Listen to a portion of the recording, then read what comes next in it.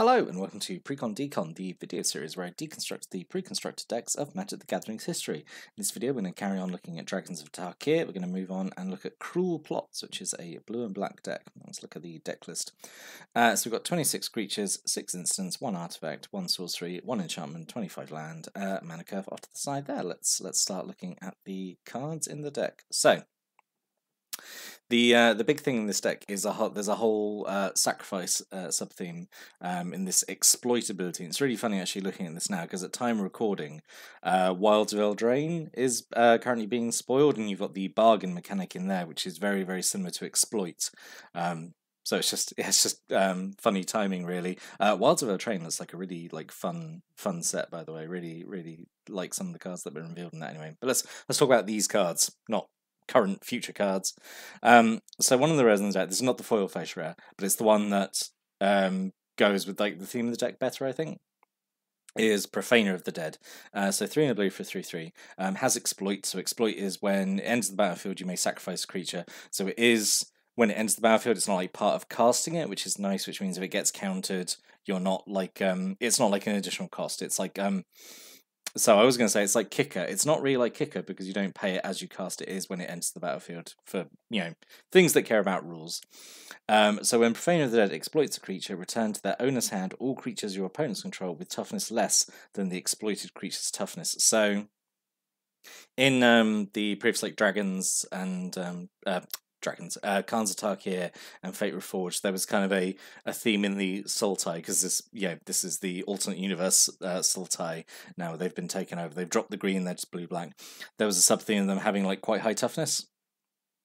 And and that sort of carries on in this deck. So this is potentially a one-sided I was going to say board wipe. It's not really a board wipe, is it? But it's like a mass bounce effect. One side that could potentially get a lot of creatures. I said at the very least you could do Profaner of the Dead. You could sacrifice itself to its own ability and bounce everything with toughness 2 or less, which is okay for 4 mana, I suppose. Maybe at instant speed. But there's bigger, chunkier creatures in here that you can sacrifice for this and just have this big bounce effect. I think it's okay. I like it. I think it's an okay rare. Yeah. And then we got 2 Rakshasa Gravecallers, 4 and black for 3/6. So this is something actually you might want to sacrifice to Profaner of the Dead. Bounce everything with toughness 5 or less. So Rakshasa Gravecaller, 3/6 has exploit. When it exploits a creature, you make 2 zombie tokens, which is good because then you've got more bodies then for your other things to exploit, and also just generally just have anyway for chump blocking, attacking, whatever. And obviously being a 3/6, it's a fairly good blocker anyway. So this is all right. A single Minister of Pain, 2 and black for 2/3 with exploit. When it exploits a creature, creatures your opponents control get -1/-1 to land 10. This is potentially quite nice. Kill off a bunch of X1s, or just set up maybe for a combat that's going to go more in your favor. So yeah, I like this. Pretty much all the exploit effects I think are pretty well costed. I think. It's we'll sort of run into maybe how that might get, because you can get carried away with the exploiting, I suppose. And I was going to say this is sort of a thing where it does this mechanic the way I like it, where it's not costed as if you're always going to do the exploit. If you cast these and you didn't do the exploit ability, the creature will be fine. It's costed okay. It's not super overpriced, which is the way I like doing it. Honestly, I think that makes these creatures seem quite appealing to me. So you've got 2 Kasi Sadists, 1 in the black for 1/3. Exploit. When it exploits a creature, an opponent loses 2 life and you gain 2 life. Yep, just a very basic life drain effect. It's fine. 2 Silumgar Butcher, 4 and a black for 3/3 with exploit. When it exploits a creature gets -3/-3 times 10. So yep, just a sort of a removal effect. That's okay. All the exploit effects are quite small and essentially, they're doubling up. You're turning a creature into a very basic kind of spell, but I think it's okay. It's I think it's a fine mechanic. And a single Vulture save and 3 and a black for a 2/3 flyer with exploit. And when it exploits a creature, you draw 2 cards and lose 2 life. That's pretty good, I think, on a 2/3 flying body as well. Actually doing quite a lot for 4 mana there. So yeah, I like this, and it has all these exploit creatures have some creatures they combo quite nicely with, as we'll see in a bit. And then we've got 2 Sidisi's Faithful, 1 blue mana for a 0/4 with exploit. When it exploits a creature, you bounce a creature back to owner's hand. This is okay. You know, because again, at the very least, it can sacrifice itself, and then it's like a slow unsummon. So yeah, it's okay. And then a single Gurmag Drowner, 3 and a blue for a 2/4 with exploit. When it exploits, you look at the top 4 cards of your library, 1 into hand, and the rest go into your graveyard. That's okay as well, being able to have a bit of card selection and then draw. If it was just like draw a card, it would be obviously, I think, pretty bad. The fact that it lets you look at the top 4 and then you know, put the rest in the graveyard. You don't have to. There's a few things in here that interact with the graveyard. There's not too much. Not like previous kind of Sultai flavored decks, but yeah, there's enough, I suppose, to that you wouldn't mind it going to the graveyard. And then we've got 2 Ruthless Deathfang. So this doesn't have exploit, but it obviously combos incredibly well with exploit. So 4 blue and a black for a 4/4 flyer. Whenever you sacrifice a creature, an opponent sacrifices a creature, which is obviously really nice. So it's basically turning every exploit creature into an edict effect, and also you know, what else they do as well. So yeah, this is really nice, and it's nice there's 2 of them actually as well, because you know, if you do get both of them down and do a single exploit thing, there, you know, opponents losing 2 creatures and whatever the exploit effect is as well. So yeah, really, this is really good. I think out of all the sort of the uncommon 2-color dragons, I think this one might be my favorite. Just because I like how it interacts. I used to have a deck that ran like Grave Pact back in the day, and it was mean. So yeah, really like cards like that, where it makes other people sacrifice for not doing like for doing what the deck wants to do, essentially. Right, so then we've got a bunch of creatures that actually like being exploited, for lack of a better term. So we've got 2 Palace Familiars, 1 and a blue for a 1/1 fly. When it dies, you draw a card. Yep, that's fine. And then 2 Youthful Scholars, which is just essentially bigger Palace Familiar, 3 and a blue for a 2/2. When it dies, draw 2 cards. So it's really nice. Like, even if you don't exploit them, having like the death effect is nice, you know, because they're obviously then good like chump blockers, or you can attack with them. You're not going to like lose too much. Actually, going to gain something. But obviously the you know, the real benefit is like when you exploit them, so you get, you know, this death trigger and you get the exploit effect, and just getting a lot of value, which I think is I think it's just a fun deck, honestly. And then 2 Dutiful Attendants, 2 and a black for a 1/2. When it dies, you get a creature from your graveyard back to your hand, so you can get back some of the creatures that you've been exploiting and then do it all again. Sure, that's valid. Yeah, really. It's going to sound great, but I do wish there was like more of these. Like, if there had been like 3 each of these, I think that would have been fantastic. But yeah, maybe then the deck would have been too good, and like not enough variety. And then we've got 2 Shambling Goblin. 1 black mana for 1/1. When it dies, a creature an opponent controls gets -1/-1 till end turn. So it's an upgrade over the old Festering Goblin. This time it only targets opponent's creatures. Because the old Festering Goblin was target creature gets -1/-1 till end turn. So if you were the only one with creatures, you had to target one of your creatures. At least this way, it only gets your opponent's stuff. So yeah, strictly better upgrade, I think. But yeah, again, would have been nice to have 1 more of those, but then I think again it would have been too good. But again, nice death effect to exploit. So the foil face rare, which doesn't really have anything to do with the the deck strategy as much as thing. It does have a bit of synergy, but not as much, which is a little bit of a shame. It's still a good creature, I think. So Necromaster Dragon, 3, a blue and a black for a 4/4 flyer, which is, you know, perfectly fine stats. Whenever it deals combat damage to a player, you may pay 2, and if you do, you make a zombie creature token, and each opponent mills 2, which is okay. Like, milling 2 is sure, whatever. Making a zombie is okay, because then you've got like another body to exploit or just have on the board.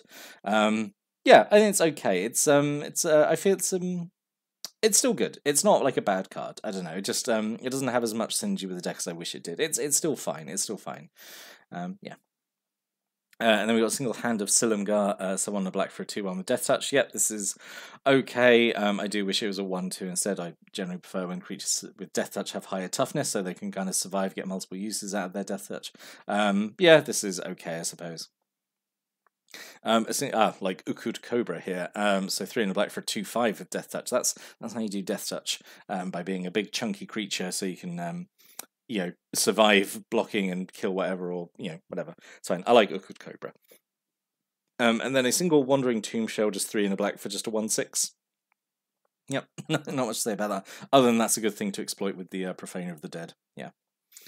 And then non-creature spells. So we've got a single Coat with Venom, 1 black mana, gives a creature +1/+2 and gains Death Touch and intent. That's a perfectly good combat trick. That's fine. A single Deathwind, which is a reprint from Avacyn Restored, I think. X and a black, target creature gets -X/-X till end turn. Sure, late game, sink all your mana into it, like kill a big creature or like weaken it for combat. At instant speed, it's actually really nice. A single ultimate price, 1 in the black, to destroy target mono-colored creature. So this actually matters, I think, if you're playing all these Dragons of Tarkir decks, because there's not as much multicolor as there were in the previous sets in Fate Reforged and Khans of Tarkir. There's not that much multicolor, so yeah, this would have been like a really good removal spell, I think, for only like 2 mana. Single negate, we all know what negate does, counts as a non-creature spell. Yep. We've got single Silumgar's Scorn, so it's another one of these this cycle of like reveal a dragon, or if you control a dragon. So again, you've got like not 3, you got 4 because you got the monument as well. So you got like 4 dragons in the deck, and it's just like I just wish these cards hadn't been included in these decks, because like it's just not reliable enough to trigger it. So it's always going to be kind of overcosted for what it does. So it's double blue to counter a spell unless its control pays 1, so it's like a worse mana leak. But if you reveal a dragon or control a dragon, as you cast Silumgar's Scorn, you counter it instead, so it turns into counter spell, which is fine. Double blue for just a hard counter to anything is obviously really good. You just don't really like all these cards that have shown up in these decks. You just don't have enough dragons in the deck to make it reliable, so it's really most times going to be like an overcosted like force spike or a bad mana leak, whatever way you want to look at it. So yeah, it's okay. I just wish it'd been something else. And then a single reduce in stature, 2 in a blue aura goes on a creature. Enchanted creature has base power and toughness 0-2, which is essentially a removal spell, isn't it? Because you make something obviously super weak. Doesn't take away its abilities like these effects normally do.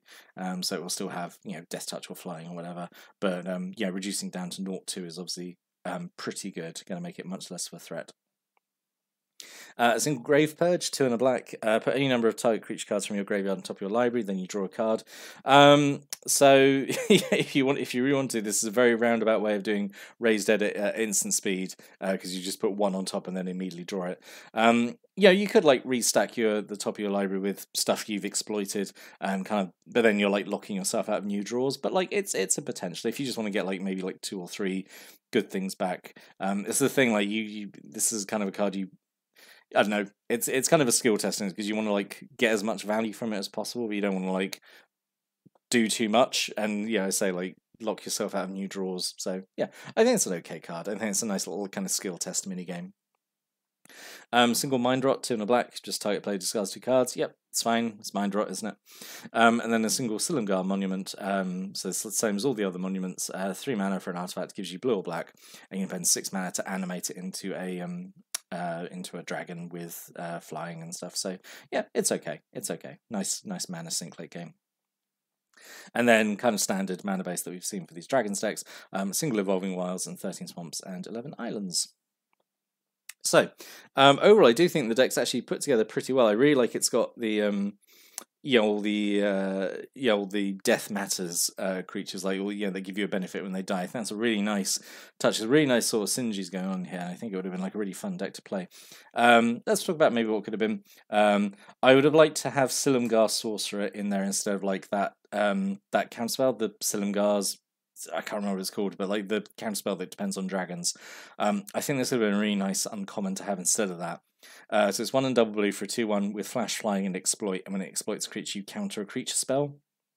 And it gives me real like Lorwyn Fairy vibes, I think, just because it's like it's got flash, it's got flying, it counters stuff. So yeah, it really gives me Lorwyn Fairy vibes. But yeah, I think this would have been a great card to include. And then maybe instead of Profaner of the Dead, maybe Sidisi. So 3 double black for a 4/6 death touch and exploit, and when it exploits, you just tutor up a card from your hand, from your library, which is okay. I'm not completely sold on this. I think Profaner of the Dead is still pretty good, so I would have been fine with either of these. And then I was also thinking Ancestral Statue, which is probably going to be a weird choice. It's just a big 3/4. When it ends the battlefield, you return a non-land permanent you control to owner's hand. So I thought you could use this to return your creatures with exploit back to your hands and cast them again and get like the exploit ability again. That could have been, you know, a potential synergy there. Yeah, that's just what I was thinking. But yeah, overall, I do think like the deck is actually put together pretty well. I actually quite like this one. I like the exploit strategy. I like the kind of synergies here of just kind of creating some kind of like chaff, because you've got a few things that make like just tokens and stuff, and then exploiting them to get like pretty good effects, a lot of value. I think that's why I like it, is you get a lot of value out of the exploit cards depending what you sacrifice. Yeah, and it's just interesting to kind of see this in blue black, and it's really interesting. This comes back in not the next Innistrad set, the Crimson Vow or Midnight Helm, whichever one that is, whichever one it was, but like the zombies in that one got exploit as well, which was interesting. But yeah, I like this one, and I think it's a fun mechanic. And I say ties in very well that we've got Bargain at that time of recording in Wilds of Eldraine. But what do you think of the deck? Have you got any thoughts or comments or stories or opinions about the deck or any of the cards in it? Stick a comment below, or give those a read. Always like doing that. But I'll be back next time. Go look at the next Dragons of Tarkir intro pack. So until then, thanks for watching, listening, and have a great day.